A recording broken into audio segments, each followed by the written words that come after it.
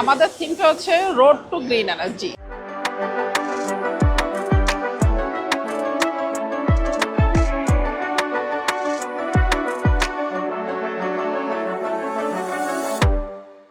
Road to green energy কেন বলা হচ্ছে? বিকজ যে গভর্নমেন্ট এখন একটা রিসেন্টলি একটা পরিকল্পনা করেছে যে within a short time like 2-3 years এর মধ্যে 10,000 মেগাওয়াট করতে চায়। বাট এই 10,000 মেগাওয়াটটা কিভাবে সম্ভব সেটার আমরা একটা বলতে পারেন পথ প্রদর্শক বা রাস্তা দেখাচ্ছি। এ কারণে আমরা মনে করি যে রুফটপ সোলার হচ্ছে লো হ্যাঙ্গিং ফ্রুটস, মানে ইজিলি করা যায়। ইন্ডাস্ট্রিতে রুফটপ সোলার নিয়েই আমাদের আসলে গত 6 বছরের কার্যক্রম, এবং এই কার্যক্রম থেকে আমরা দেখেছি যে একটা ইন্ডাস্ট্রিতে যে পরিমাণ এনার্জি দরকার হয়, অনেকে ভুল ধারণা থাকে আমার মেশিনারিজ আছে এটা কি আসলে সোলারে চলবে কিনা, বা সোলার তো আসলে শর্ট লাইট লোডের জন্য হেভি ইকুইপমেন্ট চলে না। বাট আসলে এই ধারণাটা এখন ভুল, যে টেকনোলজির কারণে এই সিস্টেমটাকে বলা হয় অন গ্রিড সিস্টেম। তো যেহেতু অন গ্রিড সিস্টেম, কোথা থেকে জেনারেশন হচ্ছে এটা ইম্পর্টেন্ট না, ইম্পর্টেন্ট হচ্ছে যে আপনার লোড যতখানি এবং আপনি মাল্টিপল সোর্স হতে পারে, সেটা আপনার সোলার হতে পারে, গ্রিড হতে পারে, আপনার জেনারেটর হতে পারে। তো এই সবগুলো সোর্সই কিন্তু সিনক্রোনাইজ করা হয় এবং ইভেনচুয়ালি দেখানো হয় যে সোলারটাই হচ্ছে প্রাইম সোর্স। তো যখন সোলার প্রাইম সোর্স থাকে, তো সোলার থেকে জেনারেশন